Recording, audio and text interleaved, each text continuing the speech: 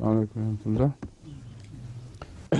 آج ہم نے سورہ نور کی 52 آیت سے 52 آیت سے شروع کرنا ہے۔ اعوذ باللہ من الشیطان الرجیم، بسم اللہ الرحمن الرحیم۔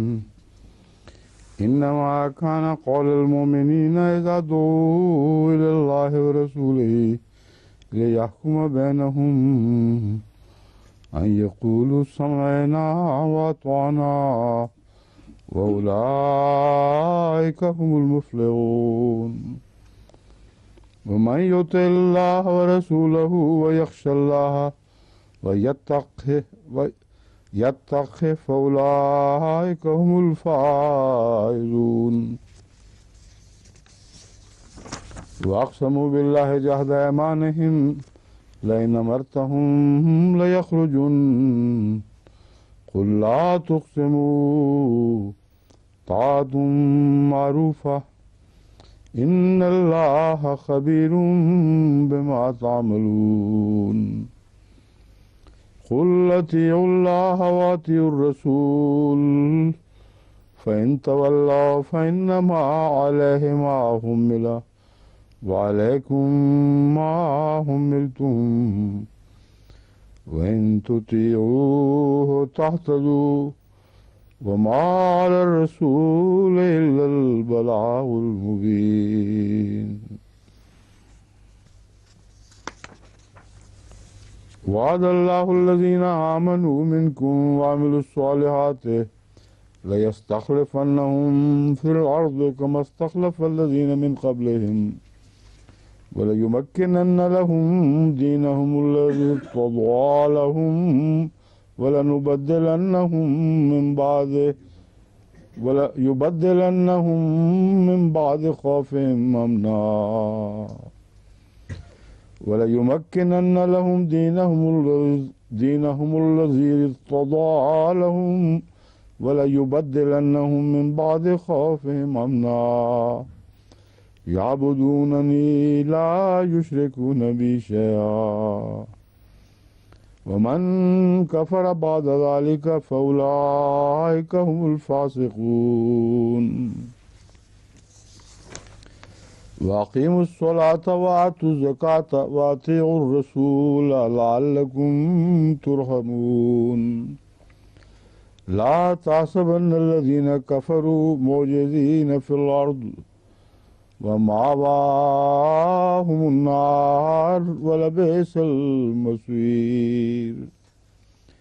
يا أيها الذين آمنوا ليستأذنكم الذين ملكت أيمانكم والذين لم يبلغوا الحلم منكم 3 مرات من قبل صلاة الفجر وحين تضعون ثيابكم من الظهيرة ومن بعد صلاة العشاء 3 عورات لكم ليس عليكم ولا عليهم جناح بعدهن طوافون عليكم بعضكم على بعض كذلك يبين الله لكم الآيات والله عليم حكيم۔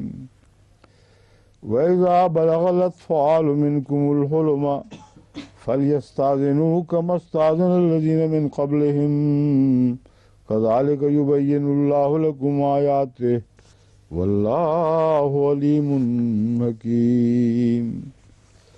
والقواعد من النساء اللاتي لا يرجون نكاحا فليس عليهن جناح أن يضعن ثيابهن غير متبرجات بزينة وإن يستعففن خيرا لهن والله سميع عليم۔ والله خیر لہن ہے، میں کیا کہا تھا؟ خیر میں کیا؟ اچھا۔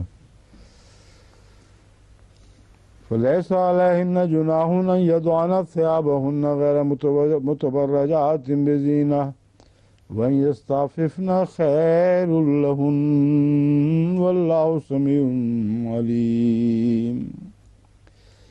ليس على الأعمى حرج ولا على الأعرج حرج ولا على المريض حرج ولا على أنفسكم أن تأكلوا من بيوتكم وبيوت آبائكم وبيوت أمهاتكم وبيوت إخوانكم وبيوت أخواتكم وبيوت أعمامكم وبيوت أماتكم وبيوت أخوالكم وبيوت خالاتكم وما ملكتم مفاتحه وصديقكم.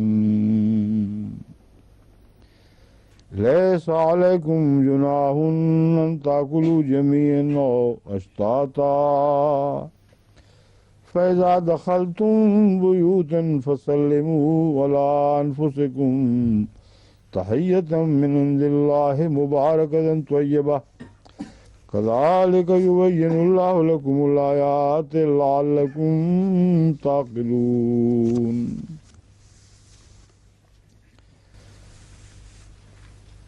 انما كان قول المؤمنین اذا دعوا الى اللہ ورسولہ، یقیناً مومنوں کا قول تو صرف یہ ہوتا ہے جب انہیں بلایا جائے اللہ اور اس کے رسول کی طرف سے، لیحکم بینہم، تاکہ وہ ان کے درمیان فیصلہ فرمائے، ان یقولوا سمعنا واطعنا، کہ ہم نے سنا اور ہم نے اطاعت کی، اس کے سوا وہ اور کچھ نہیں کہتے۔ وَأُولَٰئِكَ هُمُ الْمُفْلِحُونَ، اور یہی وہ لوگ ہیں جو کامیاب ہونے والے ہیں۔ وَمَن يُطِعِ اللَّهَ وَرَسُولَهُ، اور جو بھی اللہ اور اس کے رسول کی اطاعت کرے اور اللہ کا خوف رکھے، وَيَتَّقِ، اور اسی سے ڈرے، اسی کا تقوی اختیار کرے، فَأُولَٰئِكَ هُمُ الْفَائِزُونَ، تو یہی وہ لوگ ہیں جو کامیاب ہونے والے ہیں۔ اس آیت میں خصوصیت کے ساتھ ایک پیغام ہے جسے پیش نظر نہ رکھنے کے نتیجے میں بسا اوقات لوگ ٹھوکر کھا جاتے ہیں اور غلطیوں میں مبتلا ہو جاتے ہیں۔ اللہ اور رسول کی اطاعت کو اکٹھا فرمایا گیا، اس اطاعت لازم ہے، مگر اس اطاعت میں جو موٹیو فورس، اس اطاعت کی محرک جو طاقت ہے، وہ رسول کا خوف اور رسول کا تقوی نہیں، بلکہ اللہ کا خوف اور اللہ کا تقوی ہے۔ یہ ایک بہت ہی اہم فرق ہے جس کو نظر انداز کر کے بہت بڑی خرابیاں پیدا ہو جاتی ہیں۔ نظام جماعت میں ہم نے بارہا دیکھا ہے کہ وہ لوگ جو خلیفہ کو خوش کرنے کے پیش نظر رکھتے ہوئے، یہ مقصد لیے ہوئے کہ خلیفہ کو خوش کرنا ہے، اس کی اطاعت کرتے ہیں یہ سوچتے ہوئے کہ وہ کیا ہم سے چاہتا ہے، اور یہ نہیں سوچتے کہ اللہ کیا چاہتا ہے اور اللہ کے تقوی کا تقاضا کیا ہے۔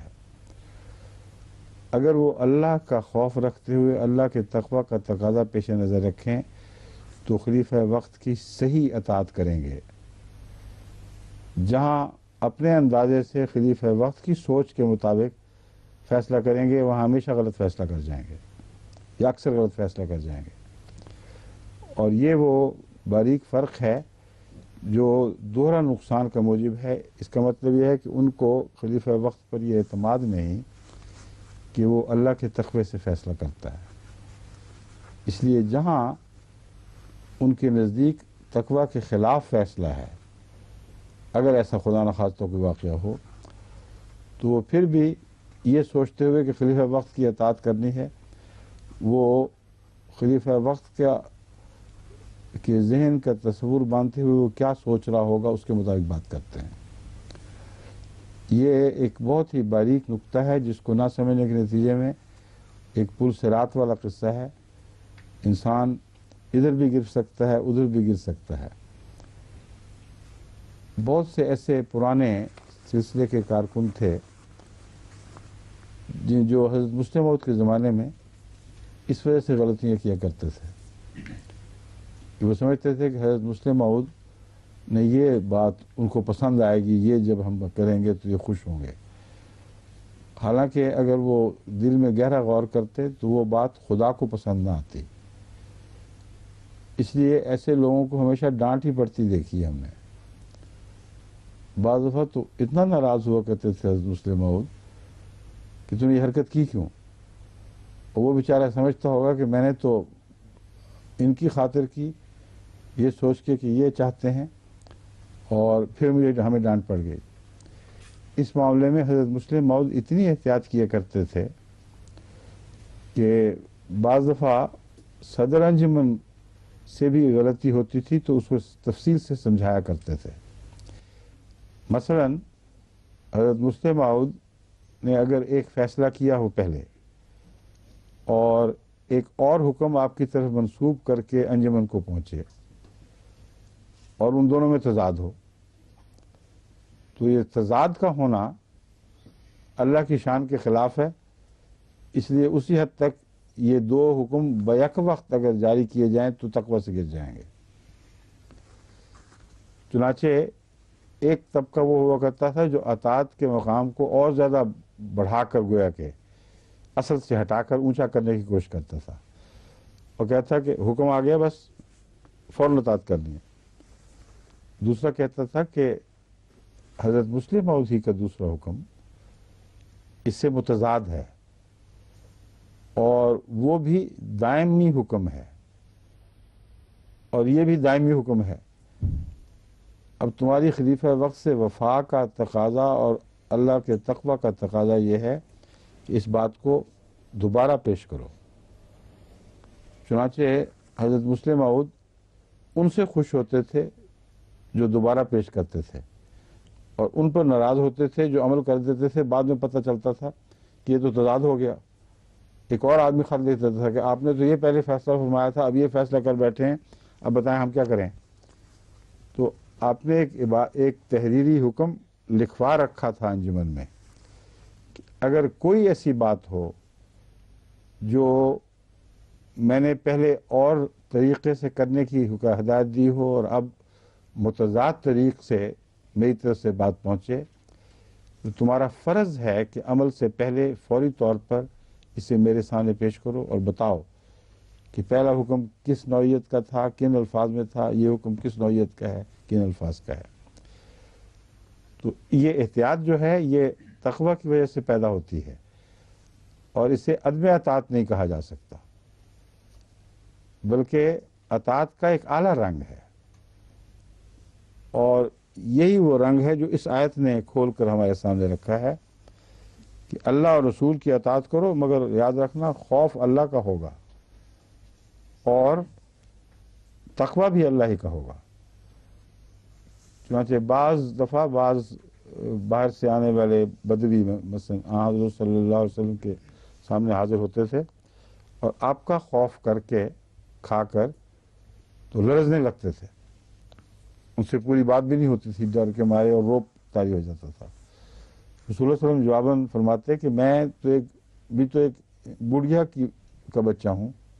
یعنی بڑھیا کہنا بھی ایک انکسار کا عجیب رنگ تھا، یہ بتانے کے لیے کہ عام عورتیں جو ہوتی ہیں میں بھی انہی کا بچہ ہوں اور انسانوں کی طرح انسان ہوں، مجھ سے اس طرح نہ ڈرو. تو یہ اسی آیت کے تابع وہ حدیث ہے اصل میں کہ خوف اللہ کا، تقوی اللہ کا، اور اطاعت اس کے بغیر رسول کی بھی کامل ہو ہی نہیں سکتی. جہاں کوئی اور خوف یا خود رسول ہی کا خوف تمہیں بعض باتیں کرنے پر آمادہ کر رہا ہوگا، وہاں تم نہ اللہ کی اطاعت کر رہے ہوگے نہ رسول کی اطاعت کر رہے ہوگے. بس یہ ہے ایک پل صراط، اسے سمجھنا مگر بہت ہی اہم ہے. اور یہ اللہ تعالیٰ کا فضل ہے خاص کہ شروع بچپن ہی سے مجھے اس فرق کا علم تھا. اس لیے بعض دفعہ لوگ سمجھتے تھے یہ بے ادبی ہو رہی ہے، مگر میں جانتا تھا کہ بے ادبی نہیں، بس ٹھیک بات ہو رہی ہے. اور میں حضرت خلیفہ مسیح ثانی کے سامنے عرض کر دیا کرتا تھا کہ یہ بات یوں نہیں یوں ہے. اور پھر باوجود اس کے کہ آپ میں جلال بھی بڑا تھا لیکن اپنا تقوی اتنا بلند تھا کہ جب بات ٹھیک سمجھتے تھے نا، پختہ سمجھ لیتے تھے، تو ایک دم غصہ ختم، اور کہہ دیا کرتے تھے ہاں یہ تم نے ٹھیک کیا ہے، ٹھیک کہا ہے۔ ایسے بارہا واقعات گزرے ہیں۔ تو اس لیے میں بتا رہا ہوں کہ اطاعت کا یہ مضمون بہت باریک اور ابتلا والا بھی ہے۔ تقوی کے نام پر آپ انکار کرنا شروع کریں اور یہ معنی پیدا کریں اس آیت کے کہ خلیفہ وقت تقوی سے ہٹ گیا ہے، اس لیے ہم اطاعت نہیں کرتے، اس کا مطلب، اس آیت کا یہ مطلب نہیں ہے۔ اس کا مطلب یہ ہے کہ پھر تم اس کی بیعت سے باہر نکل جاؤ۔ اگر ایسا خلیفہ ہے کہ جس کے متعلق تم ایک فیصلہ کر چکے ہو کہ یہ تقوی سے ہٹ چکا ہے، اس لیے جزئی اطاعت سے تم باہر نہیں نکل سکو گے، تمہیں پھر لازماً کلی اطاعت سے باہر نکلنا ہوگا۔ لیکن اگر تم سمجھتے ہو کہ تقوی سے ہٹا ہوا فیصلہ ہے، تو تمہارا فرض ہے کہ اسے ضرور اپنے دلائل کے سامنے ایک دفعہ پیش کر دو۔ پھر جو بھی فیصلہ ہو، اس فیصلے کا نام ہے، وہ اس کے سوا کچھ نہیں کہتے، سمعنا و اطعنا۔ بس سمعنا و اطعنا اور تقوی ایک دوسرے سے متضاد چیزیں نہیں ہیں۔ پوری طرح آپ سمجھیں گے تو ایک ہی چیز کے دو نام ہیں۔ اکثر یہ بھی صورت پیش ہوتی ہے کہ ایک مسئلے کی جو کنو ہے، اس کی گہری حکمت وہ سمجھ نہیں آ رہی ہوتی، تو یہ نہیں پوچھا کرتے کہ کیوں ہے، یہ سمعنا و اطعنا چلتا ہے۔ وہاں تقوی کے بدلنے کا کوئی مضمون نہیں ہے، وہاں اللہ تعالیٰ کے بے شمار احکامات ہیں جن کی ہمیں حکمت سمجھ نہیں آتی اور ہم عمل کرتے ہیں۔ مگر جہاں یہ سمجھ آئے کہ متضاد بات ہے، جہاں یہ سمجھ آئے کہ قرآن کریم کو جو ہم سمجھے ہیں یہ حکم اس سے ٹکرا رہا ہے، وہاں یہ آیت کار فرما ہوگی، اور لازم ہے کہ آپ اب جہاں سے یہ حکم پاتے ہیں اس کے سامنے اپنے تردد کی وجہ کھول دیں۔ اگر کھولنے کے بعد اصرار ہو خلیفہ وقت کا کہ میں جانتا ہوں میرے نزدیک تمہارا استدلال غلط، میرا استدلال ٹھیک ہے، پھر اس نام پر اڑنے کا اس کو کوئی حق نہیں ہے۔ پھر سمعنا و اطعنا کا دور وہیں سے پھر شروع ہو جائے گا۔ پھر وہ سمجھے گا کہ خدا نے جس کام پر اس کو فائز کیا ہے اس کی عقل دی ہے، اگرچہ میری عقل نہیں مان رہی، مگر چونکہ بات کھولنے کے باوجود بالا فیصلہ یہی رہتا ہے، اس لیے میرا کام اطاعت کرنا ہے۔ اگر اتنا خطرناک اس کے دماغ میں تردد ہو کہ قیامت برپا ہو جائے، وہ کہے کہ یہ تو بالکل سراسر خلاف شریعت بات ہو رہی ہے، تو پھر اس کا فرض ہے چھوڑ دے، پھر جماعت سے ہٹ کر الگ ہو جائے۔ بیچ میں رہتے ہوئے سمعنا و اطعنا کے بغیر کوئی صورت باقی نہیں رہتی۔ بس یہ دو آیات ہیں اکٹھی آگے پیچھے قریب قریب، جو اس مضمون کو خوب اچھی طرح واضح کر دیتی ہیں۔ اس کے بعد کسی غلط فہمی کا کوئی سوال نہیں رہنا چاہیے۔ وَأَقْسَمُوا، اچھا ایسے لوگ جو ہیں اکثر تو ان کا اپنے اعمال، ان کے کردار، ان کی باتیں بتا رہی ہوتی ہیں کہ وہ خود تقوی کے اس مقام پر فائز ہی نہیں ہے کہ تقوی کے فیصلے کریں۔ اور جو منافق ان آیات سے استفادہ کرنے کی کوشش کرتا ہے تو منافق اپنا سارا کردار خوب کھل جاتا ہے۔ وہ سمعنا و اطعنا نہیں کہتے، وہ اللہ کی قسمیں کھاتے ہیں، اگر تو نے ہمیں کوئی حکم دیا ہم ضرور کریں گے۔ یہ قسمیں کھا کر کہنے والے دراصل اپنے مخفی نفاق کو چھپانے کے لیے ایسا کرتے ہیں۔ قرآن کریم فرماتا ہے قسموں کی ضرورت کیا ہے؟ مومن تو سیدھا سادہ صاف ستھرا اطاعت کا فیصلہ کر کے جب نظام میں داخل ہوا ہے، اس کو ہرگز یہ کہنے کی ضرورت نہیں خدا کی قسم، اللہ کی قسم، واللہ باللہ تعالیٰ ہم بالکل ٹھیک کہہ رہے ہیں، آپ جب بھی حکم دیں گے، جو حکم دیں گے ہم مانیں گے۔ تو اللہ تعالیٰ فرماتا ہے یہ لغو طریق ہے مومن کی تعریف جو ہم یہ کر رہے ہیں، انما قول المؤمنین، کیا ہے وہ مکان، انما کان قول المؤمنین اذا دعوا الی اللہ ورسولہ لیحکم بینہم ان یقولوا سمعنا واطعنا۔ جب مومن کی تعریف یہ ہو چکی ہے کہ جب بھی ان کو فیصلے کے لیے بلایا جائے وہ یہ کہتے ہوئے حاضر ہوتے ہیں سمعنا واطعنا، تو پھر قسموں کی کیا ضرورت ہے؟ اس لیے یہی مومن کی تعریف کافی ہے، سمعنا واطعنا کو اپنا شعار بناؤ اور مزید قسمیں کھا کر یقین دہانیاں کرانے کی کوشش نہ کرو، کیونکہ دراصل یہی لوگ ہیں جو جھوٹے ہوتے ہیں۔ ان اللہ خبیر بما تعملون، تمہارا عمل تمہارے اس قول کی نفی کرتا ہے، اسے جھٹلاتا ہے، اور اس لیے فرمایا اللہ تمہارے اعمال سے واقف ہے کہ وہ ان قسموں کے مطابق ہیں بھی کہ نہیں۔ پھر فرمایا قل اطیعوا اللہ واطیعوا الرسول، بس اللہ کی اطاعت کرو اور رسول کی اطاعت کرو۔ فَإِن تَوَلَّوْا، اب رسول کی اطاعت نے ایک اور مضمون داخل فرما دیا کہ رسول کے تابع کسی امیر کی اطاعت، خواہ وہ خلیفہ وقت ہو یا کوئی اور ہو یا عالم دین ہو، کچھ بھی ہو، اس کی اطاعت رسول کی اطاعت کے دائرے میں رہے گی، اور اللہ اور رسول کی اطاعت کا دائرہ ایک ہی ہے اصل میں۔ اس لیے اطیع اللہ و اطیع الرسول کہہ کے یہ بتا دیا کہ تم جب رسول کے مقرر کردہ امیر کی یا ماتحت عہدیداروں کی اطاعت کرتے ہو، جس میں خلافت ہی نہیں بلکہ ہر منصب شامل ہے، تو یہ اطاعت دراصل اس شخص کی نہیں بلکہ اللہ رسول کی کر رہے ہو، اس لیے تمہیں تردد کی ضرورت نہیں ہے تم کسی انسان کے سامنے جو تمہارے جیسا ہی ہے سر نہیں جھکا رہا ہے، بلکہ ایک ایسے رسول کے سامنے سر جھکا رہے ہو جو تمہارے جیسا ہوتا ہوا اللہ جیسا ہو گیا ہے، یعنی اس میں الہی صفات جلوہ گر ہو گئی ہیں، اس لیے اس کی اطاعت بھی دراصل اللہ ہی کی اطاعت ہے۔ تو اس پہلو سے ان کا جو تکرار ہے ان آیات کا، یہ معنی خیز ہے، یوں ہی نہیں کہ بے وجہ ہی ایک بات کو بار بار بیان فرمایا جا رہا ہے۔ خلاصہ یہی ہے اطیع اللہ و اطیع الرسول، اس سے باہر کوئی اطاعت نہیں، سب اطاعتیں اسی کے اندر ہیں۔ فَإِن تَوَلَّوْا فَإِنَّمَا عَلَيْهِ مَا حُمِّلَ وَعَلَيْكُمْ مَا حُمِّلْتُمْ، بس اگر تم پھر جاؤ، تو تولو ہے اس سے مراد تم پھر جاؤ یہ نا، یا وہ غیر پھر جائیں غائب میں،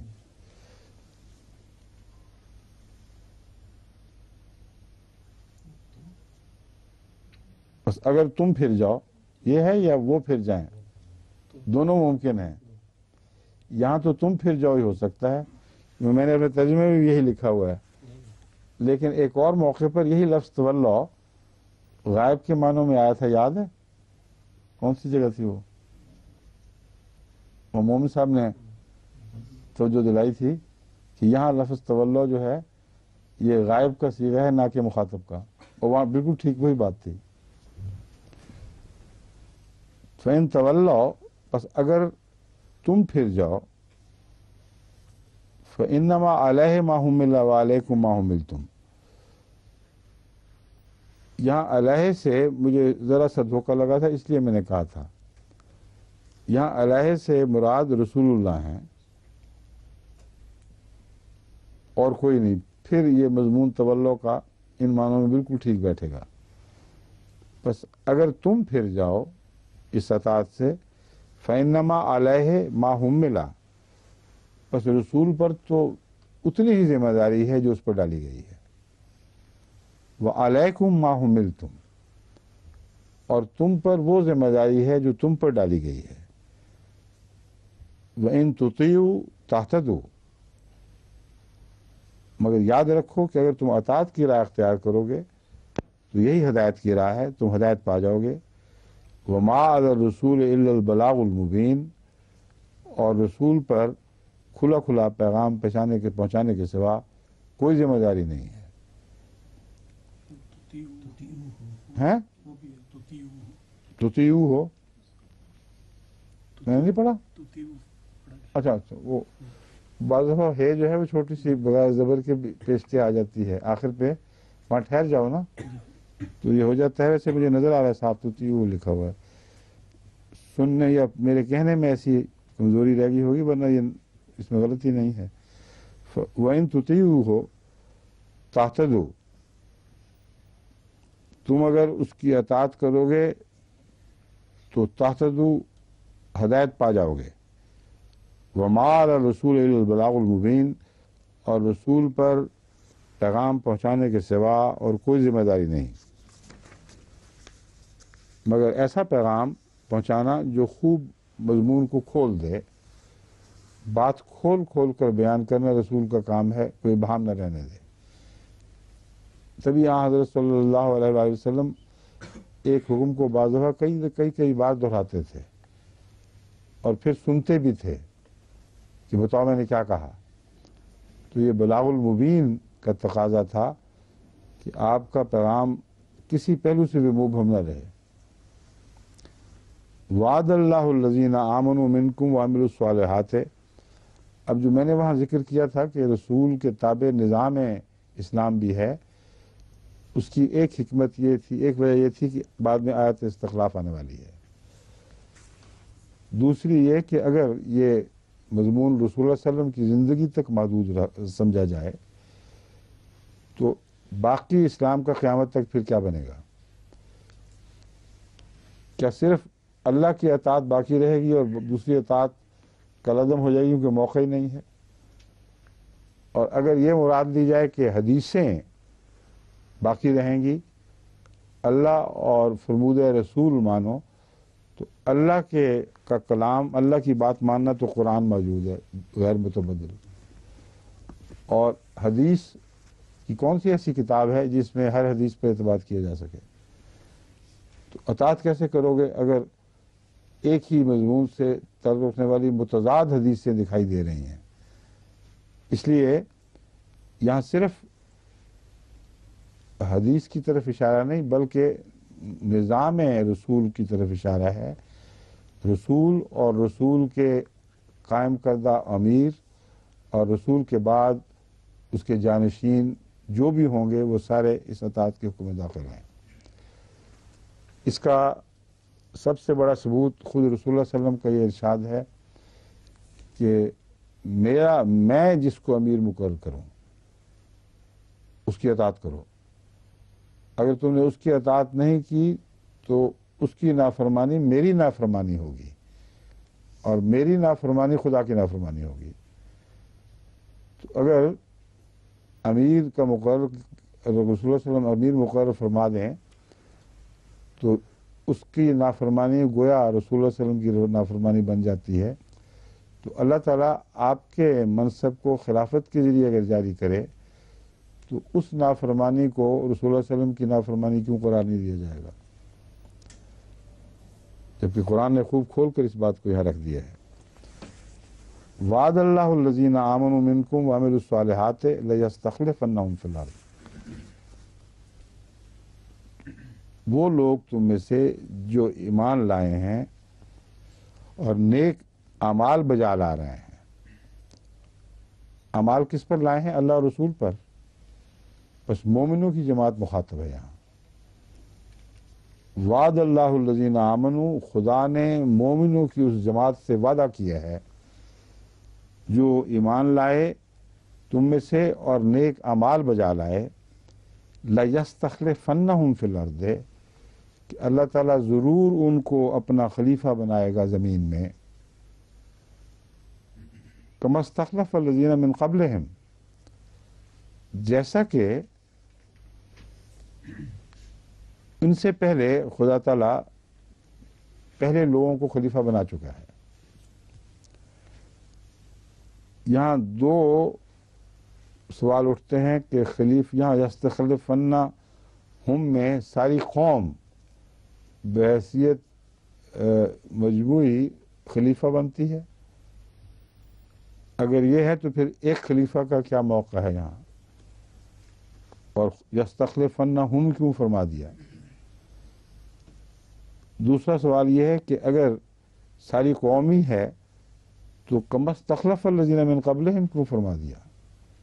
اس سے پہلے کب ساری کی ساری قوم خلیفہ بنائی گئی تھی؟ بس دراصل کم استخلف الذین من قبلہم کہہ کے اس مسئلے کا حل بیان کر دیا۔ ساری قوم جب تک خدا تعالیٰ کی زمین پر نمائندگی کر رہی ہے مومنوں کی جماعت، اس وقت تک وہ خدا ان میں خلافت قائم رکھتا ہے۔ جب وہ نمائندگی چھوڑ دیتے ہیں تو خلافت ختم۔ اس لیے آغاز ہوتا ہی ساری قوم کی نمائندگی سے ہے۔ تبھی قرآن کریم بار بار فرماتا ہے ہم نے تمہیں زمین میں خلیفہ بنا دیا، وارث بنا دیا ان لوگوں کا جو تم سے پہلے گزرے تھے۔ تو وارث پوری قوم ہوتی ہے، ایک شخص نہیں ہوا کرتا۔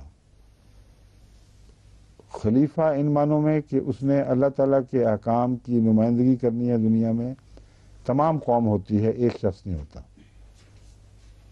اور ساری قوم بکھر کر فیصلے نہیں کرتی، ایک جگہ مرکوز ہو کر فیصلے کرتی ہے،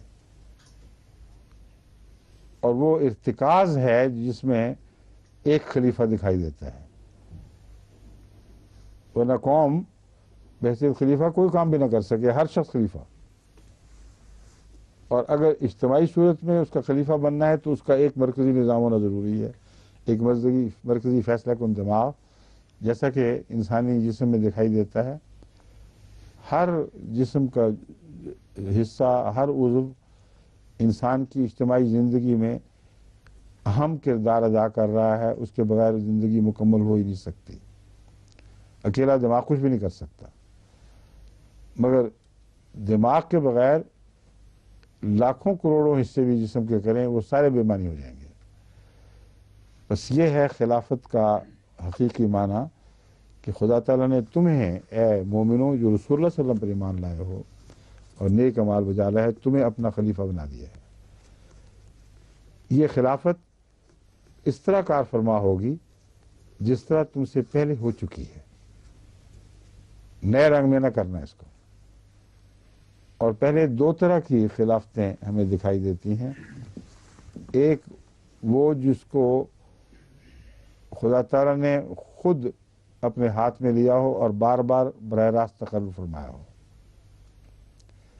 ایک وہ خلافت جو اجتماعی طور پر قوم نے تسلیم کر لی ہو کسی کی سرداری اور اس پہلو سے وہ منتخب ہو گیا ہو۔ یہ دونوں قسم کی خلافتیں ہمیں پہلی تاریخ میں دکھائی دیتی ہیں۔ حضرت عیسیٰ علیہ السلام اور آپ کے بعد جو پیچھے رہ گئے، یہ دونوں مل کر اس نقشے کے دونوں رنگ الگ الگ دکھا رہے ہیں۔ اس طرح کہ حضرت عیسیٰ کو خدا تعالیٰ نے براہ راست قوم کی سرداری بخشی، وہ خلیفہ حضرت موسیٰ کے خلیفہ بنے، لیکن براہ راست اللہ نے ان کو مقرر فرمایا۔ اس پہلو سے حضرت مسیح موعود علیہ السلام اس وقت خلیفہ ہیں، یعنی خلیفۃ اللہ، اور وہ خدا تعالیٰ کے براہ راست انتخاب کے نتیجے میں خلیفہ بنے۔ بس اگرچہ وہ پہلے رسول کا بھی خلیفہ ہوتا ہے ایک معنی میں، مگر وہ خلیفہ جس کو خدا خود چن لے اس کو خلیفۃ اللہ کہا جاتا ہے۔ اور یہ انتخاب اس سے پہلے مسلسل ہمیں دکھائی دیتا ہے۔ حضرت ابراہیم علیہ السلام کو لے لیں، اس کے بعد مسلسل یہی انتخاب چلتا ہے، لیکن ایک دوسرا انتخاب بھی ہے جس میں لوگوں کے مشورے کو دخل ہوتا ہے اور وہ مل کر فیصلہ کرتے ہیں۔ اس انتخاب میں حضرت عیسیٰ ہی کی مثال ہے کہ آپ کے گزرنے کے بعد جو شخص خلیفہ بنا وہ خدا نے براہ راست اس کو نہیں چنا۔ یہ جو انسانی انتخاب ہے یہ دو طرح سے دکھائی دیتا ہے، ایک یہ کہ حضرت عیسیٰ علیہ السلام نے خود مقرر فرما دیا، جیسا کہ حضرت صلی اللہ علیہ وآلہ وسلم کے متعلق شیعہ خیال رکھتے ہیں کہ رسول اللہ صلی اللہ علیہ وسلم نے حضرت علی کو خود مقرر فرما دیا تھا۔ بس انسان کا خود مقرر فرمانا اجتماعی طور پر لازم نہیں ہے. اگر خدا کسی کو خود خلیفہ بنا چکا ہو تو وہی اس خلافت کو آگے منتقل کر سکتا ہے، مگر وہ خلافت پھر براہ راست اللہ کی نہیں کہلائے گی، بلکہ جس نے اس کو مقرر کیا ہو اپنا نمائندہ، اس کی خلافت ہو جائے گی. بس یہ اصطلاح خلافت کی یہ دو ہیں. یہاں مراد رسول اللہ علیہ وسلم کے وصال کے بعد دونوں امکانات کو کھلا رکھنا ہے. یہ پیش نظر ہے اس آیت کے کہ پہلوں میں جس طرح ہوئی تھی تم میں ایسا ہو سکتا ہے، تم میں ممکن ہے کہ ایسے خلیفہ بنے جن کو اللہ براہ راست بنائے، تم میں ممکن ہے کہ ایسے خلیفہ بنے کہ اللہ کا براہ راست بنایا ہوا خلیفہ آگے مقرر کر دے، اور تمہیں یہ بھی ممکن ہے کہ تم لوگ خود اپنے لیے مرکزی دماغ تجویز کرو اور اس کے ہاتھ پر بیعت کرو. یہ جو تشریح میں نے کی ہے یہ اس لیے لازماً درست ہے، اس میں کسی شک کی گنجائش ہی نہیں کہ خدا تعالیٰ رسول اللہ علیہ وسلم کے ماننے والوں سے یہ وعدہ کر کے آپ کے وصال کے مان بعد اس کو بھول ہی نہیں سکتا تھا. یہ کیسے ہو سکتا تھا کہ اتنا تازہ وعدہ جو رسول اللہ علیہ وسلم کے غلاموں سے کیا گیا ہو اور یقین دلا قسم کھا کے کہا. یہاں قسم اس میں ان معنوں میں ہے وعد اللہ الذین آمنوا منکم، آگے کیا ہے لیستخلفنہم فی الارض، لازماً ضرور بھی ضرور، لام بھی تاکید کا اور نون ثقیلہ بھی تاکید کا، ان کو زمین میں خلیفہ بنائے گا. اور کیا حضرت ابوبکر کو خلیفہ بنا دیا. اب یہ سوچنے کی بات ہے کوئی کہ ایسا ممکن ہو کہ اللہ تعالیٰ یہ وعدہ کر رہا ہو کہ ساری قوم خلیفہ ان معنوں میں ہوگی کہ ساری قوم آزاد ہے اپنے فیصلوں میں، اور ان کو سب کو باندھ کے ایک ہاتھ یعنی ابوبکر کے ہاتھ پر اکٹھا کر دیا ہو اور آپ نے بیعت لی ہو اور سارے اس بیعت میں شریک ہو گئے ہوں، جنہوں نے پہلے تردد بھی کیا وہ بھی داخل ہو جائیں، اور تمام عالمی مسلمانوں کا اجتماع ایک ہاتھ پر کر دے خدا، اور وعدہ یہ کیا ہو اس نے کہ میں تم سب کو بناؤں گا، ایک کو نہیں بناؤں گا. اب بتائیں اگر یہ ترجمہ اس ترجمے پہ اصرار کریں گے تو خدا ہی ہاتھ سے جائے گا، نہ وعدہ کرنے والا نہ وہ جس کے حق میں وعدہ کیا گیا ہو. بس سنت رسول اللہ تعالیٰ کی سنت اور اللہ تعالیٰ کا خود عمل درآمد اس وعدے پر جو سب سے زیادہ لازم تھا رسول اللہ صلی اللہ علیہ وسلم کے وصال کے فوراً بعد، وہ بتا رہا ہے کہ یستخلفنہم کی ضمیر قوم کی طرف ان معنوں میں ہے کہ اس قوم کو جو خلافت بخشی جاتی ہے وہ اس طرح بخشی جاتی ہے کہ ایک ان میں سے منتخب ہوتا ہے، وہ فیصلے کرتا ہے اور اس کے ساتھ ساری قوم خدا کے خلیفہ ہوتی ہے. اگر وہ نہ ہوگا تو قوم بھی خلیفہ نہیں رہے گی. بس خلافت کے ابتدا میں ضائع ہوتے ہی ساری قوم بکھر گئی، پارا پارا ہونی شروع ہو گئی. اور اگر خلافت کا یہ معنی نہ مانا جائے تو قوم اکٹھی رہ ہی نہیں سکتی، خدا کا خلیفہ بن ہی نہیں سکتی، کیونکہ اس میں اختلاف پیدا ہو جاتا ہے پھر. اور خلافت ہی ہے جو اختلاف کے خلاف ایک ذمہ داری ہے، ایک ضامن چیز ہے. اب دیکھیں میں نے جیسے کہ مثال دی تھی، اگر کوئی تقویٰ کے طور پر اختلاف کرتا ہے تو پھر وہ باہر جا کر کرے گا، اندر رہ کے نہیں کر سکتا. اندر رہ کر کرے گا تو اسے اپنا انتخاب قوم پر ٹھوسنے کا کوئی حق نہیں ہے. یہ اطاعت کر سکتا ہے کہ مجھے سمجھ تو نہیں آئی مگر میں اطاعت کرتا ہوں، مگر یہ کوئی حق نہیں کہ قوم میں پھیلائے. ہماری جماعت میں جو فتنے پھیلے ہیں بعض دفعہ یا پھیلنے کی کوشش کی انہوں نے، اسی طرح سے پھیلے. کسی نے اٹھ کے کہہ دیا خلیفہ وقت یہ باتیں کرتا ہے تو قرآن کے خلاف، سنت کے خلاف، ہم نہیں مانیں، یہ شرک ہے، یہ فلاں ہے. اور اللہ تعالیٰ نے ٹھکرا کے پھینک دیا ان کو، یا باہر نکال دیا یا آواز گھونٹ کر رکھا. پھر خبردار جو تم نے زبان کھولی. یہی وہ مسلک ہے جو حضرت خلیفۃ مسیح اول نے اختیار فرمایا. انجمن پھر بھی ایک تھی تو تھوڑی باڈی، لیکن انہوں نے یہ تو سمجھ لیا کہ ساری قوم کی خلافت انجمن میں سمٹ سکتی ہے، لیکن انجمن کی طاقت ایک شخص میں سمٹنے سے انکار کر دیا. اور کہا ہم نے بنایا ہے. یہ اس لیے انہوں نے کہا کہ بعد میں آنے والے خلیفہ کے سامنے لوگوں کو اپنی اطاعت کی گردنیں جھکانی پڑیں اور انجمن ٹیک اوور کر لے. لَيَسْتَخْلِفَنَّهُمْ میں جو ضمیر اجتماع کی طرف جا رہی ہے وہ انہوں نے اپنے اوپر لگا لی نا. حضرت خلیفۃ المسیح اول کو جب یہ پیغام پہنچا تو آپ نے کہا دیکھ لو بات سنو، خدا نے تمہیں باندھ کر میرے سامنے جھکایا ہے، تمہارے انتخاب کی مجھے جوتی کو بھی پرواہ نہیں ہے. یہ کوئی وہ سوڈا واٹر فیکٹری نہیں ہے کسی کی، کیسی داس کی. بہت زبردست خطاب ہے. باتیں ہیں تم کچھ بھی نہیں کر سکتے اگر تم اس بات پر اصرار کرو گے کہ خلافت اجتماع کی ہے، ایک کی نہیں، حالانکہ خدا نے ثابت کر دیا کہ ایک کے ذریعے ہی خدا کی خلافت قائم ہوتی ہے. تو پھر یاد رکھنا میرے پاس وہ خالد بن ولید ہیں جو تمہارے سر توڑ دیں گے اور تمہاری کچھ بھی پیش نہیں جائے گی.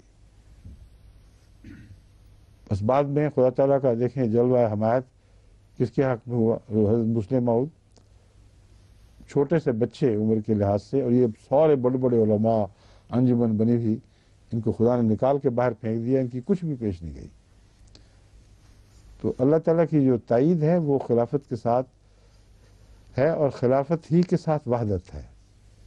چنانچہ جب بدقسمتی سے خلافت راشدہ کا دور ختم ہوا ہے تو آگے پھر انفرادی روشنیاں تو بنی ہیں جگہ جگہ، مگر قوم کو دوبارہ اجتماعیت نصیب نہیں ہو سکی. اسی لیے اللہ تعالیٰ اس مضمون کو اچانک توحید میں بھی بدل دیتا ہے اور فتنوں کا ذکر بھی فرما دیتا ہے فوراً. وَلَيُمَكِّنَنَّ لَهُمْ دِينَهُمُ الَّذِي ارْتَضَىٰ لَهُمْ.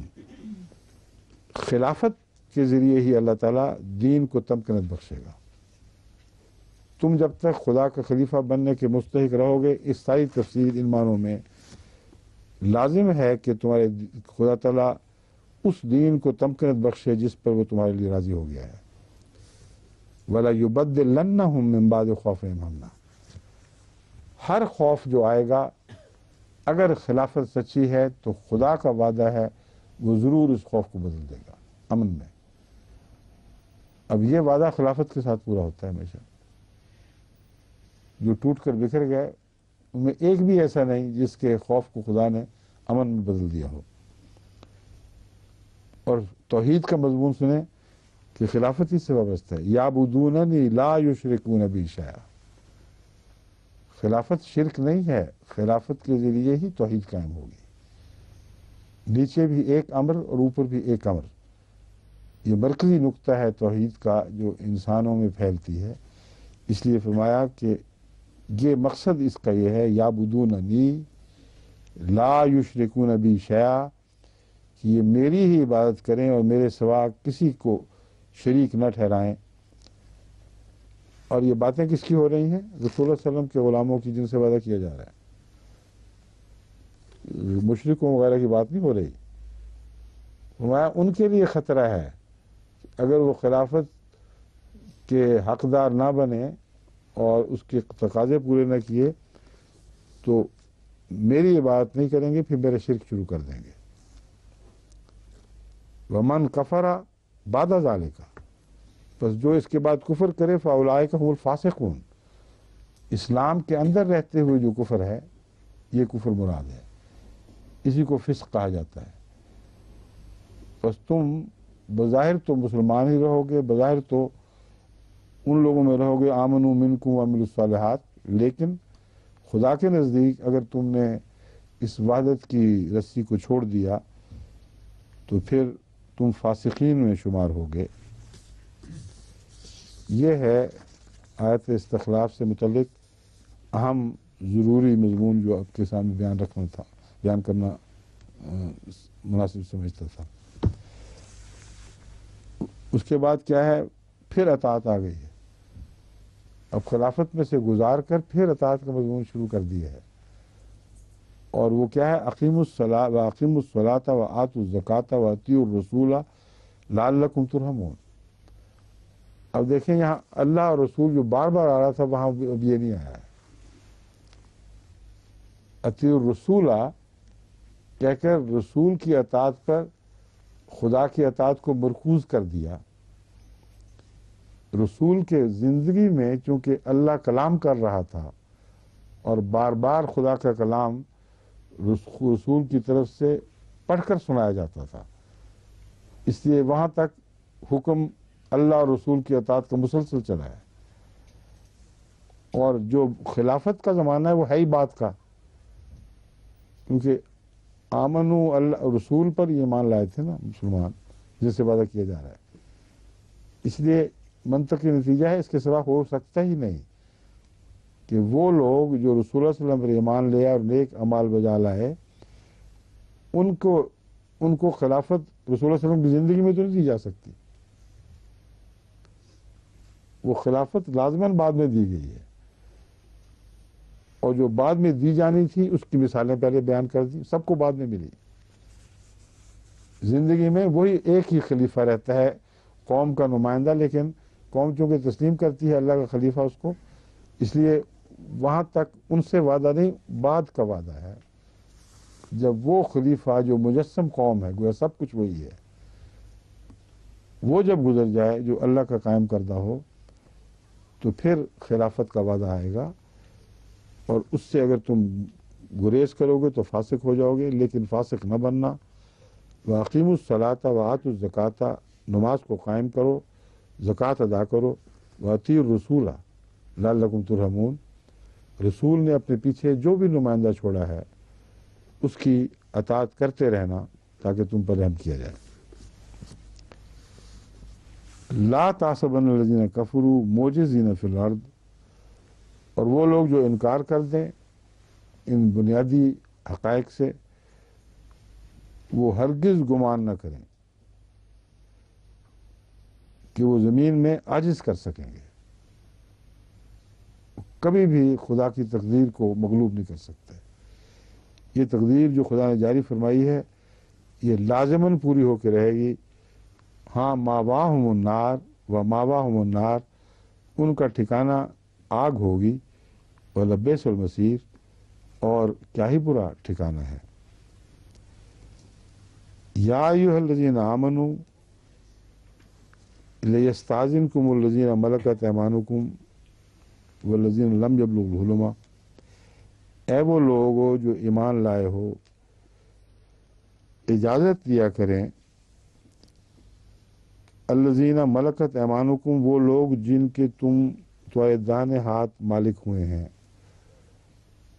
اب یہ جو اطاعت کا مضمون ہے رسالت کے تابع یہ پھیلتا چلا جا رہا ہے۔ اب یہ بے تعلق بات اچانک نہیں شروع ہوئی، فرمایا جو حکم ہے اور امر ہے یہ رسول کے تابع پھیلایا جا رہا ہے، ساری قوم اپنی اپنی جگہ باتوں میں مختار بنائی جا رہی ہے، اور ہر گھر کا جو سربراہ ہے وہ اپنے اندر بھی ایک امر کا پہلو رکھتا ہے، یا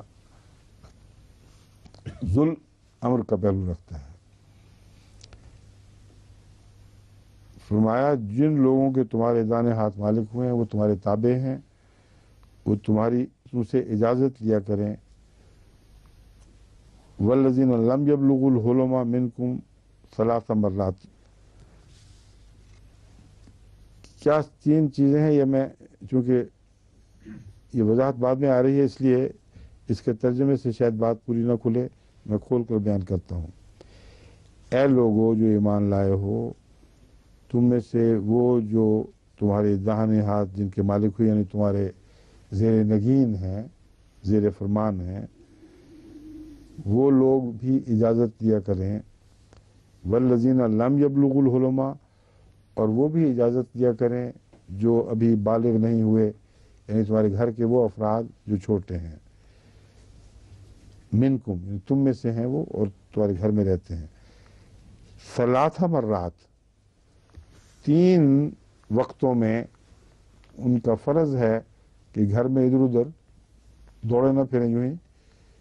اس وقت جب وہ داخل ہوا کریں تمہارے کمروں میں تو اس سے پہلے لازماً اجازت لیں۔ یہ جو کمروں میں جانے سے پہلے اجازت لینے کا مضمون ہے یہ اسلام کے سوا دنیا کی کسی مذہب میں نہیں ہے. تلاش کر کے دیکھ لیں، کہیں نظر نہیں آئے گا. اور آج کی تہذیب نے انسان کو یہ سکھایا ہے. اور جو لوگ نہ قرآن جانتے ہیں نہ تہذیب جانتے ہیں، وہ دندناتے پھرتے ہیں کمروں میں یوں ہی، اجازت لیتے ہی نہیں. یہ اتنا اہم حکم ہے کہ ان وقتوں میں یہ بحث نہیں کہ دروازہ بند ہے کہ کھلا ہے. پردہ بھی پڑا ہو تو تمہیں اجازت نہیں ہے کسی کے پرائیویٹ کمرے میں داخل ہو ان 3 وقتوں میں، جن وقتوں میں خدا تعالیٰ نے ہر شخص کو ایک ذاتی طور پر پرائیویسی بخشی ہے. پرائیویسی کو کیا کہتے ہیں اردو میں؟ تنہائی نہیں. اپنے وقت پر ایسا اختیار دیا کہ کوئی غیر بغیر اجازت کے اس میں داخل نہیں ہو سکتا. اس کی تنہائی کو تحفظ بخشا ہے. سمجھیں؟ تو وہ کیا کیا وقت ہیں؟ فرمایا من قبل صلاۃ الفجر، صبح کی نماز سے پہلے. یہ جو عوامی زندگی ہے وہ شروع نہیں ہوتی. صبح کی نماز سے پہلے تم سب پابند ہو کہ جب دوسرے کے کمرے میں جاؤ تو پوچھ کے جایا کرو. ومن بعد صلاۃ ومن الظہیرہ فجر وحین تضعون ثیابکم من الظہیرۃ، اور اس وقت بھی جب کہ تم قیلولے کی خاطر دوپہر کے کھانے کے بعد اپنے کام کے کپڑے اتار دیتے ہو. اور سونے کے وقت کپڑوں کی تبدیلی، یہ مضمون بھی 1400 سال پہلے قرآن نے سکھا دیا تھا، اور آج تک اکثر مسلمانوں کو اس کا پتہ نہیں. اور جن کپڑوں میں باہر کام کرتے ہیں انہی کپڑوں میں آ کے لیٹ جاتے ہیں. تو یہ بھی دیکھیں قرآن کریم کی کیسی نفاست ہے کہ اعلیٰ درجے کی ترقی یافتہ تہذیب کے نقوش جو 1400 سال پہلے کھینچ رہا ہے اور بتا رہا ہے کہ یہ کام اس طرح کیا کرو. ومن بعد صلاۃ العشاء، اور نماز عشاء کے بعد بھی دندناتے نہ پھرو لوگوں کے گھروں اور کمروں میں. اور یہی بدقسمتی سے وہ وقت ہے جس میں لوگ سمجھتے ہیں اب کھلی چھٹی ہے، ہم دوسروں کے گھر صبح 2 بجے تک ڈیرے ڈالے رکھیں اور گپے ماریں اور ہر طرف پھریں اور چیزیں کھولیں، دیکھیں یہاں کیا پڑا ہے وہاں کیا پڑا ہے. یہ جلسہ سلانا کے مہمان آ رہے ہیں، اس لیے میں ان کو سمجھا رہا ہوں. ہر جلسے پر یہ تماشے ہوتے ہیں. میں کئی دفعہ سمجھا چکا ہوں کہ دیکھو قرآن کی تعلیم کے خلاف بات ہے. عشاء کے بعد اگر جو گھر میں لوگ ٹھہرے ہوئے ہیں، مالک مکان کی اجازت کے تابع چونکہ یہ باتیں ہیں، اس وقت اجازت لینی ضروری ہے. اس لیے اس کی مرضی سے اگر مجلس چلتی ہے کچھ دیر تو اس کے منافی نہیں ہے. لیکن اس وقت تمہارے پھیروں کے وقت ہوں اور بغیر اجازت کے، یہ جائز نہیں. اس لیے اگر جانا ہے تو ٹیلی فون کرو، اجازت لو کہ ہم فلاں وقت آنا چاہتے ہیں. اور یہ بھی خیال کرو کہ بعض دفعہ شرم کے مارے وہ اجازت دے بھی دے گا، لیکن اس کی طرف سے تمہیں پتہ لگ جانا چاہیے کہ اجازت بالجبر ہے یا طوعی طور پر دی جا رہی ہے. اس لیے یہ ساری احتیاطیں جماعت احمدیہ میں بار بار یاد دلانے کی ضرورت پڑتی ہے، کیونکہ ہمارے ہاں ایسے اجتماعات بہت ہوتے ہیں جہاں کثرت سے باہر سے لوگ آتے ہیں اور پھر مجالس بہت لگاتے ہیں. فرمایا ان باتوں کو چھوڑ کر یہ جو 3 اوقات ہیں ان کی حرمت کا خیال کرو. لیسا علیکم ولا علیہم جناح بعدہن، ان 3 وقتوں کے بعد، ان کے علاوہ، بعدہن سے مراد ان کے بعد ان معنوں میں نہیں بلکہ ان کے علاوہ تم پر کوئی گناہ نہیں ہے کہ تم آیا کرو جایا کرو، مگر یہ مراد نہیں ہے کہ پردہ دار گھر ہو تو ہر دوسرا بھی اس میں گھس جائے. ان لوگوں کا ذکر ہے جن کا ذکر پہلے گزر چکا ہے، تمہارے غلام، تمہارے بچے، تمہارے گھر والے، یہ تو پھر خوب پھر سکتے ہیں اندر۔ جو بیرونی لوگ ہیں ان کے لیے اس کے علاوہ ایک اجازت کی شرط پہلے گزر چکی ہے، وہ یہ ہے کہ جب دوسرے کے گھر جاؤ تو سلام کرو اور اجازت لو، اگر اجازت نہ ملے تو واپس چلے جاؤ۔ تو اس سے یہ غلط استعمال نہ نکال لیں کہ پھر ہر شخص کا حق ہے دوڑی پھرے کسی کے گھروں میں۔ ایک اندرونی لوگ ہیں ان کے لیے شرطیں ہیں اجازت کی، ایک بیرونی لوگ ہیں ان کے لیے ایک پہلے شرط ہے داخل ہونے کی، اور پھر دوسری شرط یہ ہے جو اس کے اندر آ گئی، جب ایک دفعہ گھر میں آ گئے تو پھر ان شرائط کی پابندی ضروری ہوگی۔ طوافون علیکم بعضکم علی بعض، تم میں بہت ایسے ہیں جو ایک دوسرے کے گھر چکر مارتے رہتے ہیں، ان کا مشغلہ یہی ہے۔ ہمارے ہاں ربا میں بھی ایسے ہوتے تھے، صبح اٹھے اور پھر چکر لگانے شروع کر دیے، جوتی پہنی اور سواری بن گئی ان کی، اور پھر خوب گھومتے تھے ہر گھر میں۔ تو کہتے ایسے ہیں تم میں جن کو عادت ہے، خوب چکر لگاتے ہیں، اس لیے ان لوگوں کی خاطر خوب کھول کر بیان کرنا پڑ رہا ہے، ان کو سمجھ نہیں آتی۔